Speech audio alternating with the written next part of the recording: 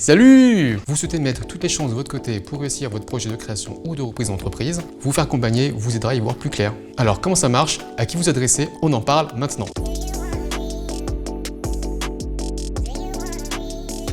Se faire accompagner est l'une des clés de réussite dans votre projet de création d'entreprise. Et savez-vous que les entrepreneurs qui se font accompagner ont plus de chances de réussir? Le taux de pérennité à 3 ans des entreprises oscille autour des 82% en moyenne selon les réseaux d'accompagnement. Les bénéfices pour vous sont nombreux. Cela vous permettra de prendre du recul et de bénéficier d'un regard extérieur et avisé, de challenger votre projet afin de le rendre meilleur. Pourquoi je vends ce produit? Pourquoi cette cible? Et pourquoi choisir ce canal de distribution? Profitez de l'expérience et de l'expertise des spécialistes de la création et de la reprise d'entreprise qui connaissent parfaitement l'écosystème et les aides locales. Cela vous permettra de gagner un temps précieux et de prendre la hauteur sur votre projet.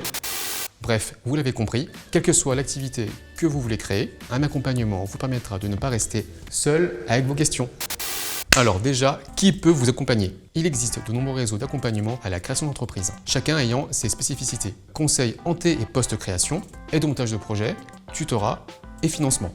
Les principaux réseaux qui peuvent vous accompagner dans votre projet se répartissent en deux grandes familles. Il y a d'abord les réseaux spécialisés par activité. Si votre activité est commerciale ou industrielle, vous avez la chambre de commerce et d'industrie. Par exemple, votre activité est artisanale, vous avez la chambre des métiers et de l'artisanat. Ou alors, si vous créez une start-up numérique, vous avez les métropoles French Tech et les accélérateurs.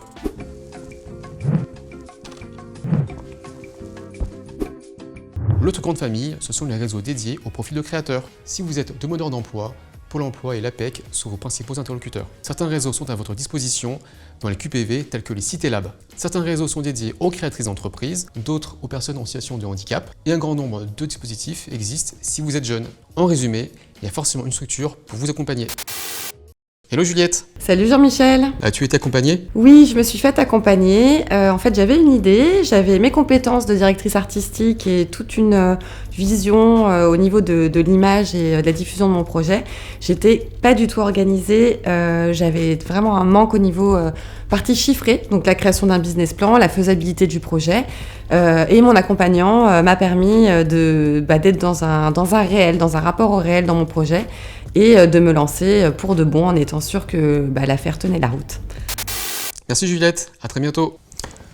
Vous l'avez compris, il y a forcément une structure pour vous accompagner. Se faire accompagner est coûteux. Les tarifs varient en fonction des prestations fournies et de la durée. N'hésitez donc pas à vous rapprocher de ces professionnels et aborder avec eux la question du coût de leurs prestations et des modalités de prise en charge éventuelles. Par un dispositif public, régional ou européen par exemple, ou par le CPA, le compte personnel d'activité, qui peut être mobilisé pour un parcours d'accompagnement à la création d'entreprise. Et nous avons créé un outil en ligne pour trouver les bons interlocuteurs. Rendez-vous sur le site bpifrance-création.fr et cliquez sur l'outil en ligne qui peut m'accompagner. Voilà, vous savez tout. À très bientôt. Ciao.